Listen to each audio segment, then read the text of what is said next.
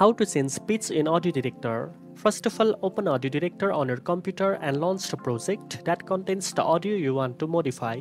Next, go to the Edit Audio section and select Pitch Shifter or Pitch Bender depending on the type of the pitch adjustment you want. Pitch Shifter allows you to change the pitch of the entire track, while Pitch Bender is ideal for dynamic pitch changes over time. For Pitch Shifter, adjust the pitch manually by moving the slider left or right to change semitones and adjust transient sensitivity for more precise control.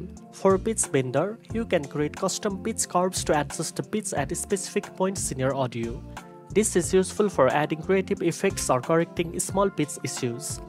After adjusting the pitch to your satisfaction, click Apply to save the changes. Now you know how to change pitch in AudioDirector. If you found this video helpful, don't forget to like, share and subscribe for more audio editing tips.